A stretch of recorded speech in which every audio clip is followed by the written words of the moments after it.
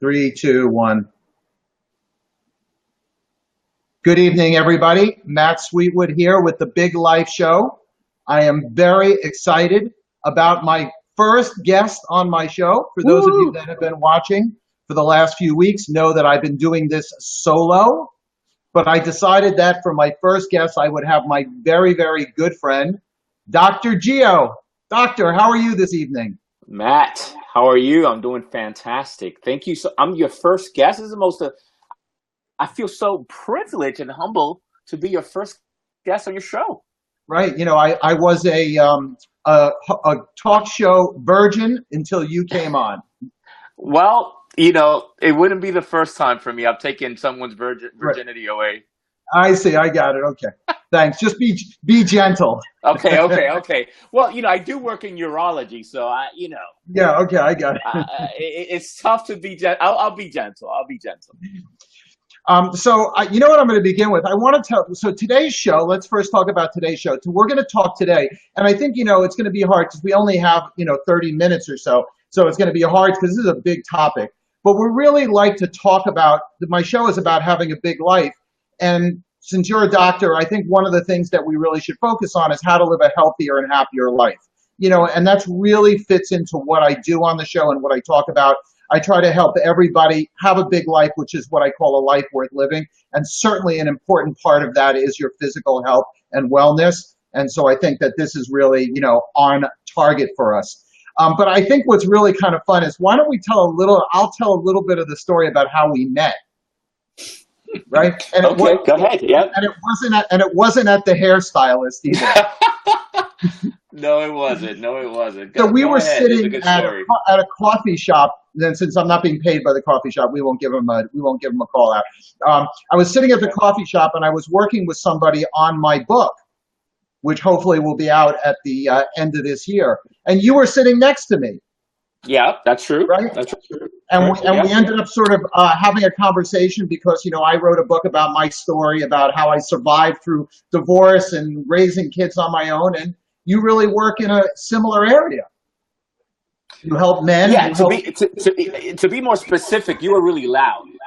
Yeah, I'm always loud. I mean, that goes without saying. And I'm like, but in this case, it was a good thing, right? Because I was so intrigued by what you were talking about. And then once your co-writer left, I said, hey, I heard you, and I introduced myself. I told you what I did, and we just hit it off. We did. We have a bromance going on. We have a bromance going on. That's right. And we did a video. We did a video, a couple of videos together, and I ended up writing an article which got published on the Big Men Project. Yeah, Big Man, right? Good Men Project. Which is, right. The 5 scientifically healthy, ways to live a healthier life.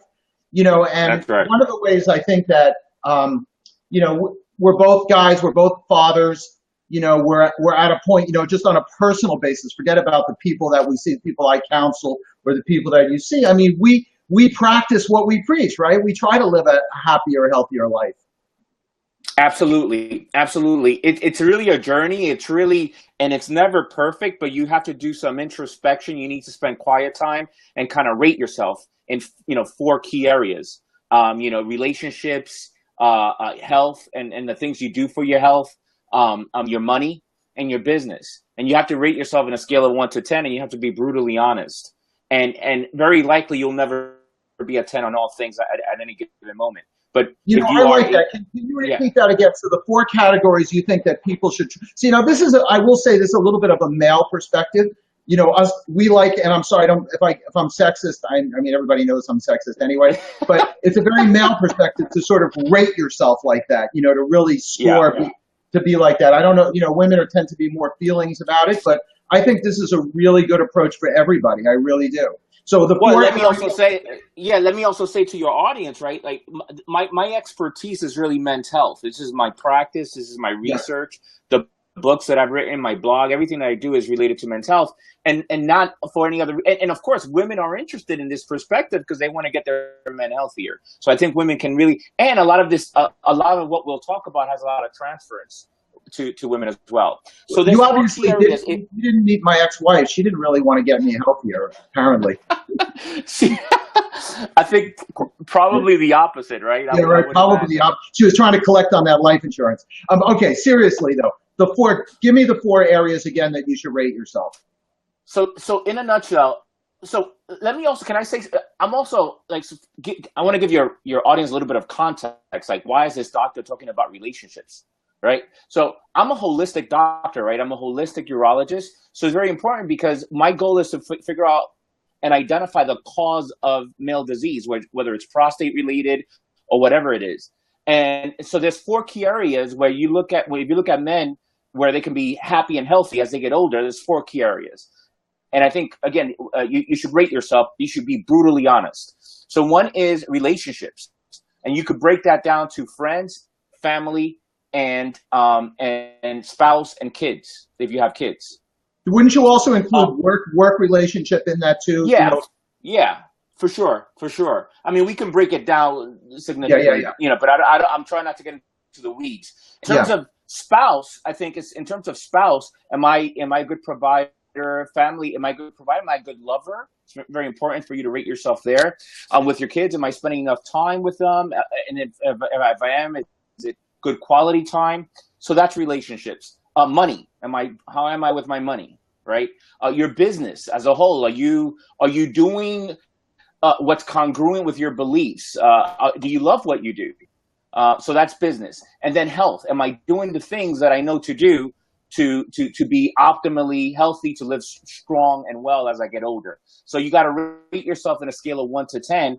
Again, at any given moment, you're not ever a 10 in any of those four categories at any given moment. It's just how life works. But you have to kind of give more time to whatever it is that needs your time at any given moment. Though, there's a little bit of a danger with rating yourself like that. Like, I'm very tough on myself.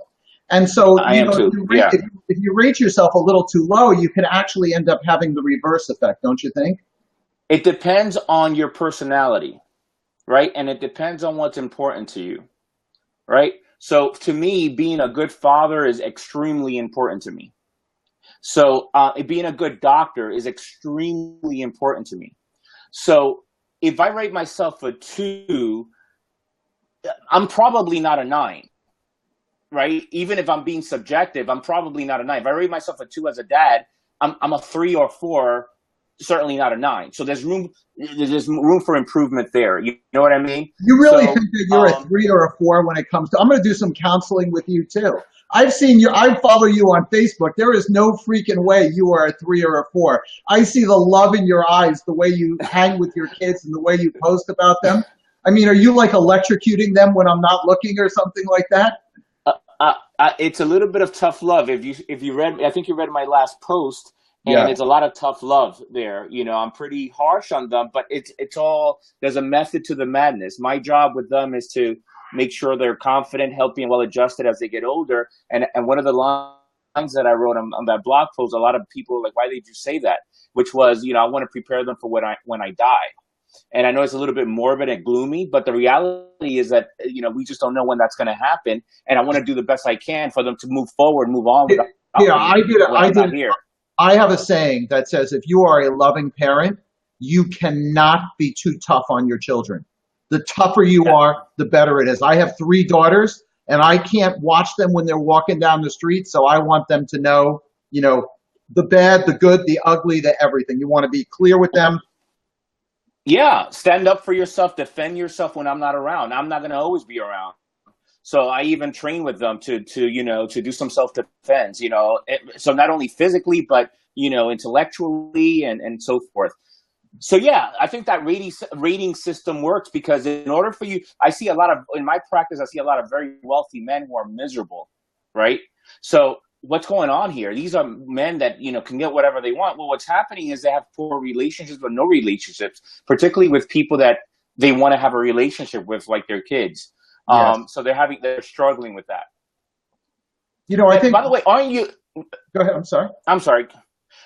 So I want to say this with regards to relationship, because we're honing in on this, and it's important. I'm not a a feel-good doctor, although some think I am. I'm not a psychologist or a therapist, although some of my patients think I am. But what you're doing here is related to the science of being happy and healthy, right? That's So right. that is right, right? So one of the biggest studies on longevity and aging is a male study that started in 1938 from Harvard University. They continue to follow 268 Harvard students since 1938. That study is still going. Clearly, most of them have died. 17 of them are still alive in their mid-90s. So then they decided to follow their offsprings, who are now in their 50s and 60s, and to ask one fundamental question: what is that make men happy and healthy as they grow older? The one answer after 80 years that stands out is the quality of the relationship.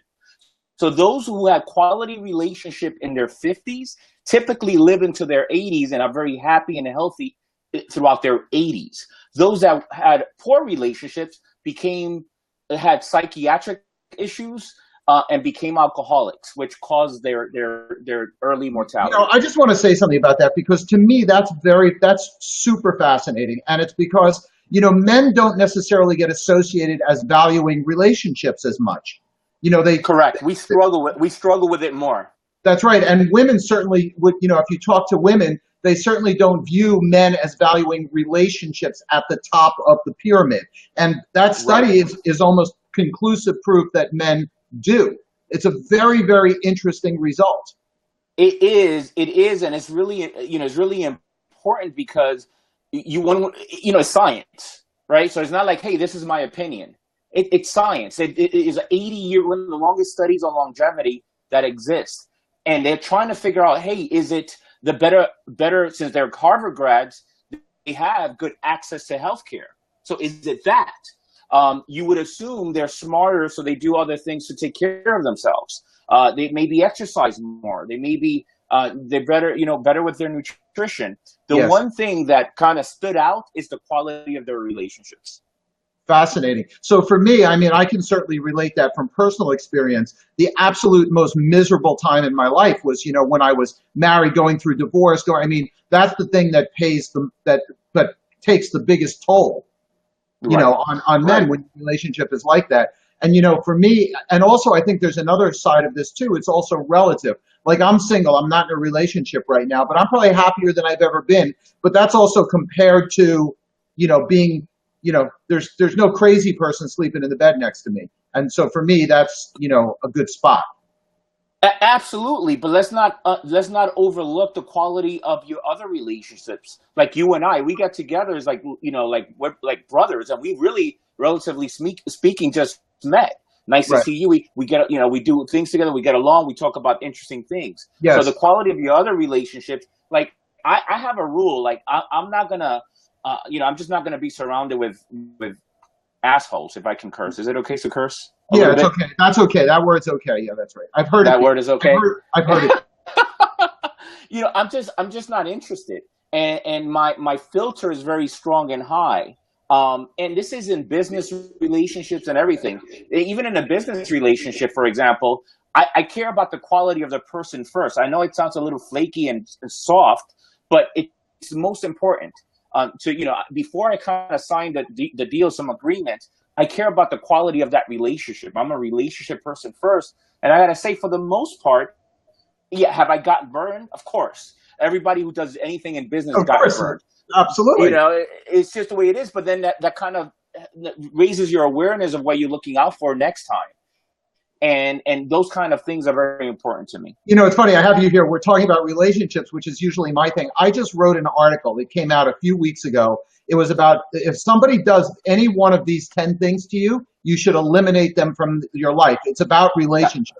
I published that article on my blog. It actually got put on the Thought Catalog, and it has 27,000 shares. So, wow. So that article about about removing toxic people, or not just toxic people, bad, ultimately bad relationships, you've actually just justified what I've written with the science behind it. So to live a happier, better, bigger life, you want to You have the scientific data to back up what I wrote, I have what the I knew in my scientific gut. data, and here I am. I'm a doctor who just looks at patients, a lot of patients, and one of my in my intake form, I ask about relationship, like what kind of doctor am I if I don't at least spend a couple of minutes on that important part of living healthy and well. And the other thing is that people, if you're listening and if you're in tune, people will tell you who you are. You just got to listen and believe them. That's right. I agree. I agree with you completely. And I think that people don't. And it's funny because we have a lot of time. I really like your division of those four grading areas. So I think Yep. today, maybe just for today, because you'll come back on the show again. Maybe we should just really talk about how to improve that relationship side. And I think that the point that you're making to me is the ultimate point, which is that people allow relationships in their lives that aren't so good for them. They just Right. let them happen, and you have the scientific proof that shows that that is the thing that affects the quality of your life the most. The most. Can we say it's a homogenous group? Yes, but we can extrapolate for that very intelligently. Oh, he's a Harvard grad, so X, Y, or Z, right? These are not either, and they were Harvard white grads, so they're not. It's very homogenous, but still, there's good data from that long study that I think we can all benefit from. That's right. So what do you tell your patient? So the guy comes in and you're treating him physically. You ask him about his relationships. What advice do you give them? So it's very, so they come in for prostate cancer or prostate disorder or erectile dysfunction. That's 80% of my practice. And when I look at their relationship questionnaire, I see that that's poor. We spend a little bit of time there way before we spend time on what to eat, what supplements to take, and things like that. Because if we don't take care of what can be the underlying cause, who cares what your diet is? It's not sustainable. You won't stay on the program if your relationships are no good. So, and then we say, hey, and so then it's like, how's your relationship with family, with spouse, with friends? I break it down. And if with family is not that great, I simply say, I'm not textbook. I'm not textbook at all. I just say, hey, this is what I think you should do. And oftentimes men can relate to that. Men want it, tell me like it is. Don't tell me how I want it to hear. And so men can appreciate that. And it really comes from love, from me. So if I see, for example, that they haven't spoken to one of their kids in 2 years, I'm saying, what are we going to do about that? It's funny. I do exactly the same thing. I've had men come to me in the throes of divorce and sit there and say, she's not letting me see my kid or she's making it difficult. I always turn to them and say, well, how badly do you want it? What are we going to do to fix this?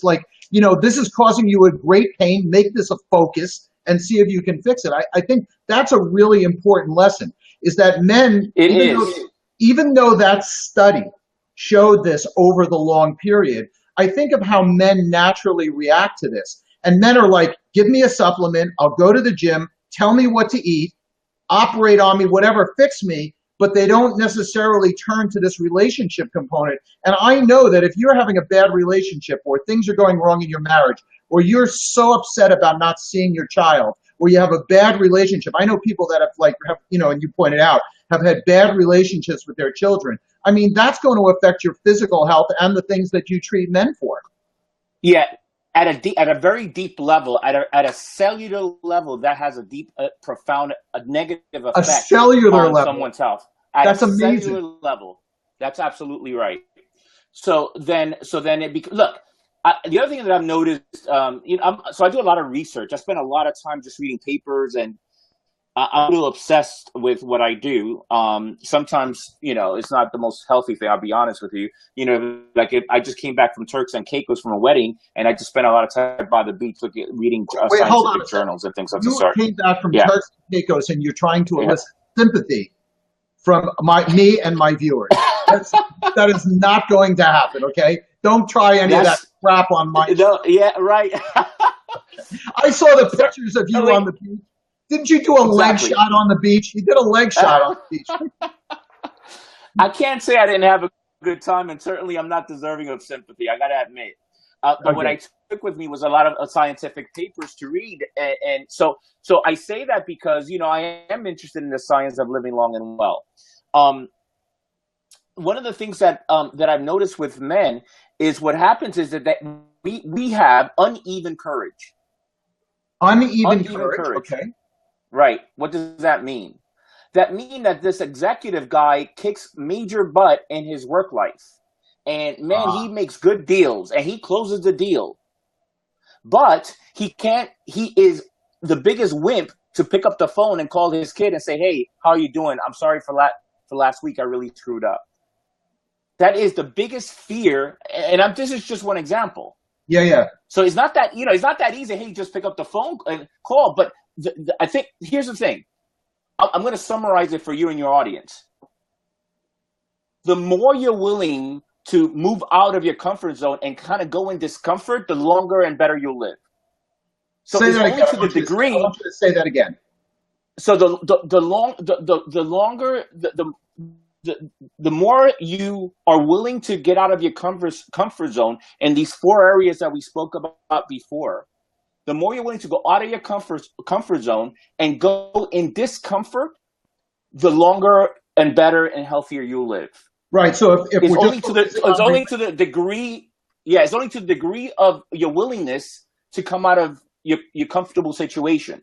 So you're kicking butt in business, but your relationships are no good, mostly because you are fearful of calling, of saying, of doing, of saying, "Hey, I screwed up," of changing, because sometimes, dysfunction is comfortable. Yeah, that's right. I've actually, when you see this actually the most is when people have a bad relationship with their parents and they're like, "I haven't spoken to my dad for," an older person I'm talking about. "I haven't spoken to my dad for 2 years," or something like that.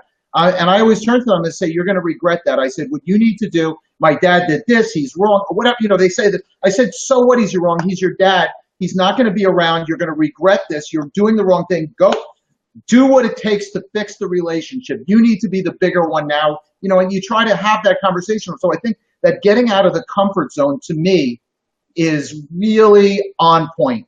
That's really what it's about. It's about it's sort of like insanity is doing the same thing over and over again and expecting a different result. You get out of your comfort zone so that you do it. And I always say forgiveness is one of the most healing qualities. So if you have a difficult relationship, that forgiveness is such an important part.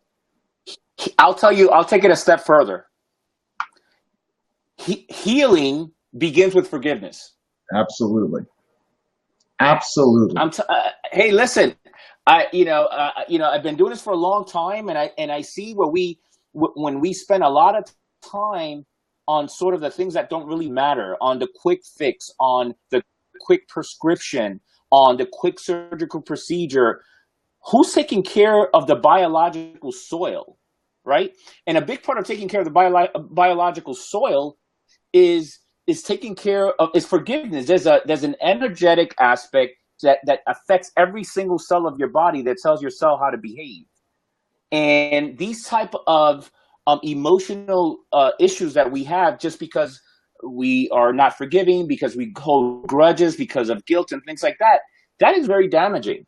That is very damaging. I'll tell you something without getting too funky about this, but I'll talk about revenge, right? Because revenge is hostility held into you, seeking revenge. And it says in the Torah, the Bible, that revenge is forbidden.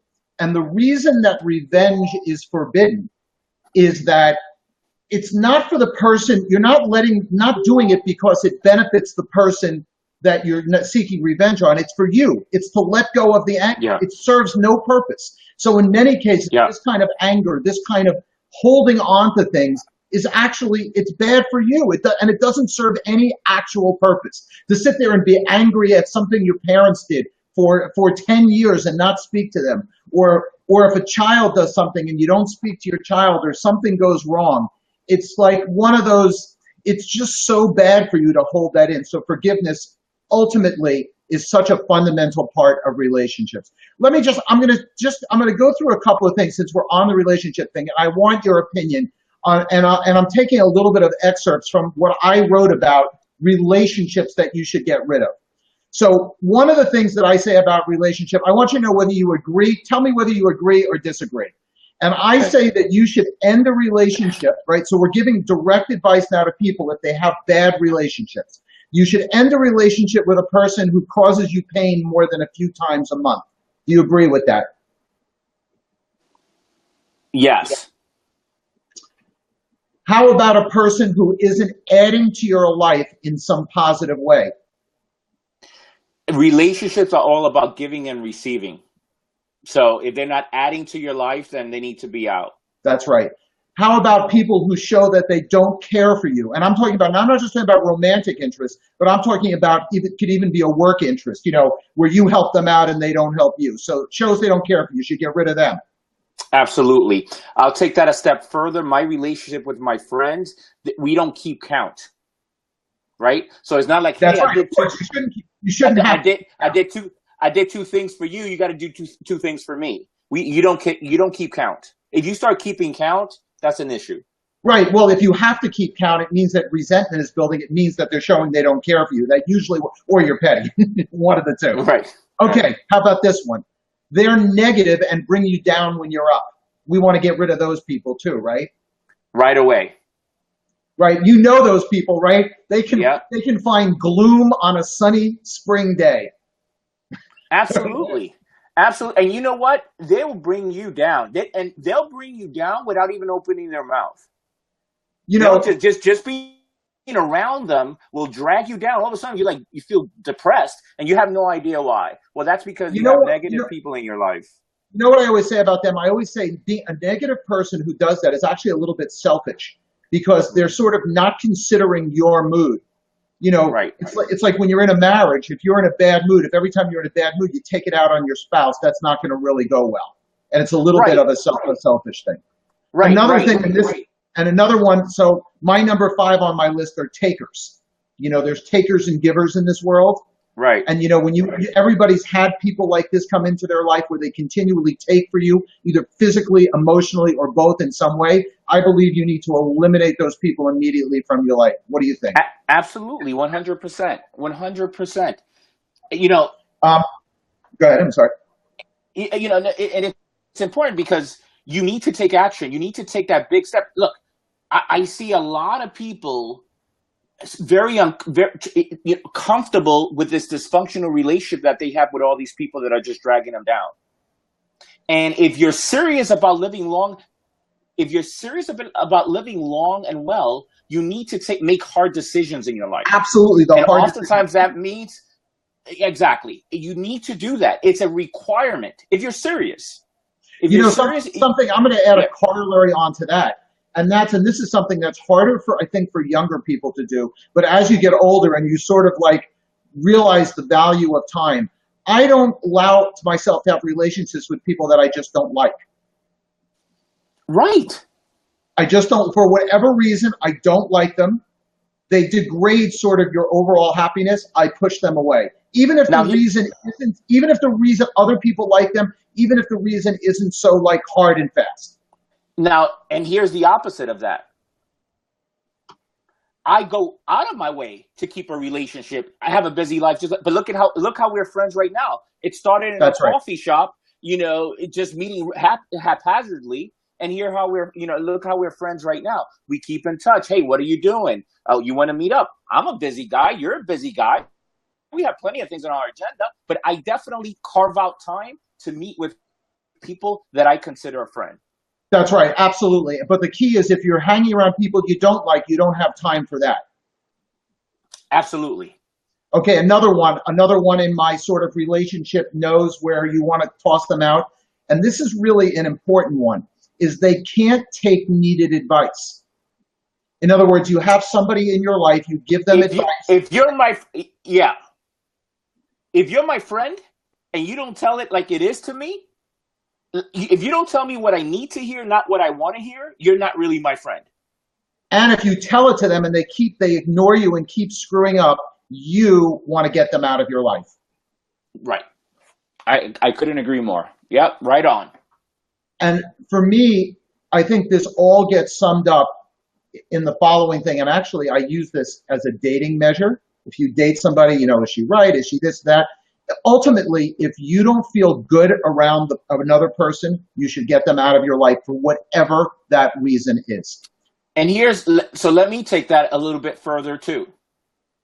With your brain, everybody's heard of the term paralysis of analysis. It's a gut feeling. Paralysis.